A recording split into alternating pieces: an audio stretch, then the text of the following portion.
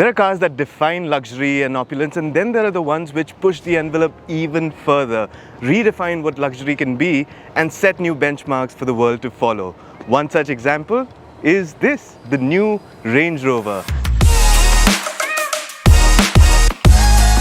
Hello and welcome to Auto Today, and also welcome to what is typically British weather here in Delhi NCR in late September, and that's quite fitting for what is essentially a British car. My name is Abhik, and allow me to show you just how good luxury SUVs have gotten.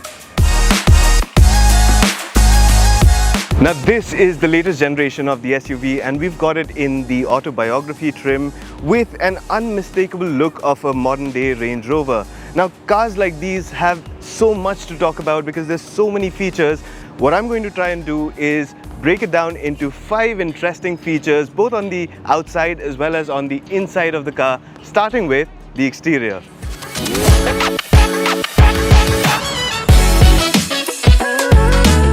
So let's start with the front of the car, which features this sleek grille flanked by digital LED headlamps, as well as an array of sensors located on the lower bumper, along with a front-facing camera. Then coming around to the side of the car, and this is unmistakably Range Rover. This is the visage of Range Rover from years. It looks like a solid slab of metal, and it emphasizes strength. You also get these 22-inch alloy wheels. You can opt for 23s if you want. And then there are these inset door handles, which again is slowly becoming a common feature, especially with JLR cars. And then there is this soft close function. Again, a very small detail, but essential for a high-end luxury barge that the Range Rover is. Now coming around to the back of the car, and the eagle-eyed viewers amongst you might have already noticed 2 antennas, one of which is actually an antenna, the other one is a camera unit.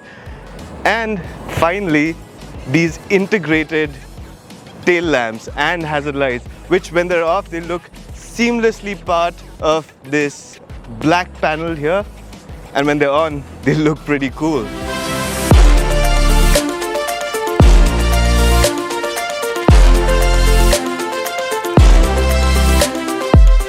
So now for the interior features, first of which are the screens in the cabin. Now there are 2 over 13-inch screens that make up the instrument panel, as well as the central infotainment display. There are 2 more at the back for the rear passengers for their entertainment, and another one which is actually right here.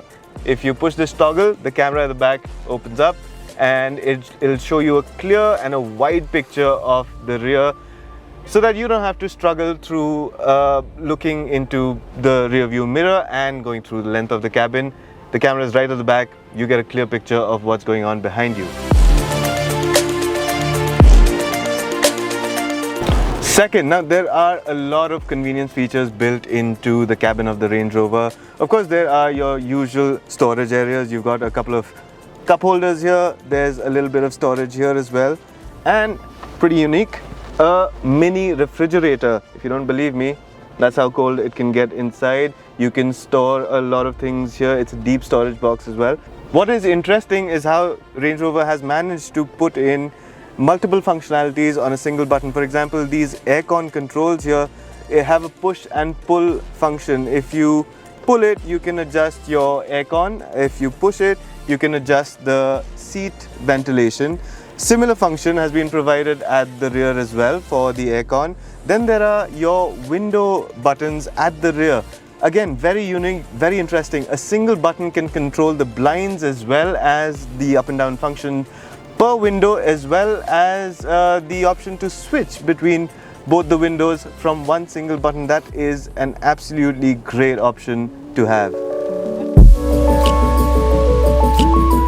Now, the third unique trait about this cabin or the interior is going to be the cabin itself. I mean, the materials that have been used, the colors, the wooden trim, everything about this cabin is so rich and dare I say almost posh. It feels so good. This is a contemporary cabin, and this is as good as modern cabins get.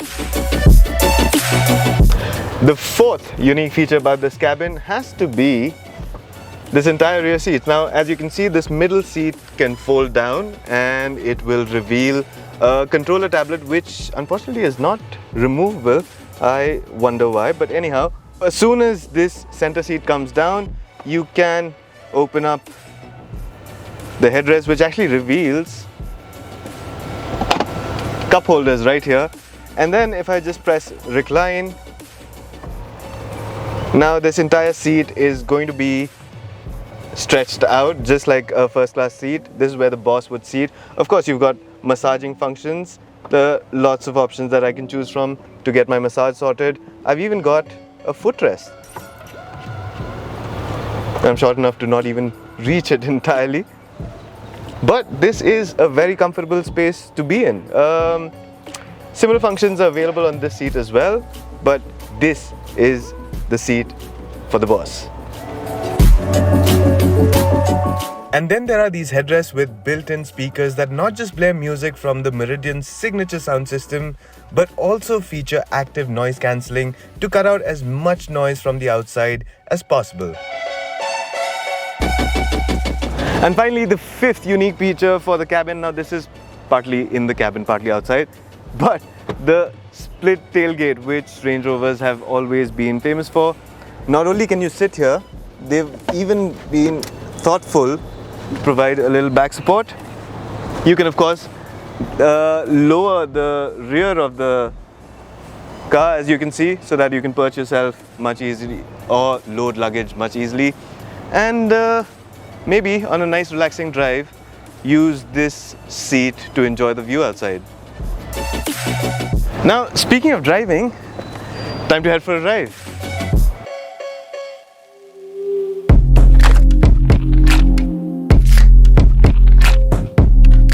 So the Range Rover is available with a plethora of engine options abroad. In India, we only get 3 engine options, which are all mild hybrids. There are plug-in hybrid options available abroad again. Coming back to the ones that are available in India, there's one diesel engine option. It's a 3-litre 6-cylinder diesel engine, one petrol engine with the same configuration, and a powerful 4.4-litre twin-turbo V8 engine options. What we're driving here is the P400, which is the petrol 6-cylinder engine. It is turbocharged and it boasts of 394 horsepower, 550 Newton meters of torque. But what that translates to is a very light feeling SUV, and that's quite a compliment actually, because this SUV weighs in excess of 2.5 tons. But when you step on the throttle, this thing just goes effortlessly. It's a real pleasure to drive. You can drive it slowly in traffic and the response is pretty good. The shifts are seamless and smooth. Step on it and it doesn't fail to surprise you with its acceleration. Another talking point is the terrain response system, which can be controlled through this central display, the infotainment system. There are a multitude of options depending on the kind of terrain you're driving through: mud, ruts, sand, snow. But I found it best to leave it in the configurable mode, the configurable terrain response system. What it allows you is to select different parameters and customize it according to the kind of driving you're looking at. So you can select the differentials, you can leave it as automatic, so the center and the rear diffs can lock and unlock automatically depending on the traction that's available. The powertrain options gives you 3 modes: relaxed, normal, responsive. All of them have differences that you can really feel. Steering, you can adjust between a light, medium and heavy feeling steering. There's also traction control, which allows lesser wheel spin, more wheel spin, or even an off-road mode, which is quite essential for an SUV like this. Then there is the suspension. 3 modes again to choose from: soft, normal, firm. Again, these are differences that you can feel. I would leave it in the firm setting when I'm traveling on the highway. Probably choose soft setting when I'm in the city or even on rough roads. Talking about the suspension here, the air suspension is absolutely impressive because it really soaks up everything in its stride and flattens whatever terrain you're at. You just feel like you're sort of floating on this cushion of air. It's really great for a luxury SUV of this stature. To have suspension like that is brilliant. That speed breaker right there, I almost couldn't feel it. Then there is the handling part of it. For a big SUV like this, it's almost of no use to talk about its cornering capability. Yes, there is body roll. There's always going to be body roll for a car of this size. But then again, it really handles well. Around fast corners, it maintains composure, maintains its line. Even while braking hard on a faster corner, it just doesn't get unsettled easily, which is a great thing. Handling wise, it does feel very easy to maneuver. Part of it is because of the rear wheel steering this car is equipped with, especially negotiating U-turns. Now this is a big SUV, it's over 5 meters long. But when you negotiate a U-turn like this, it just seems like a small hatchback.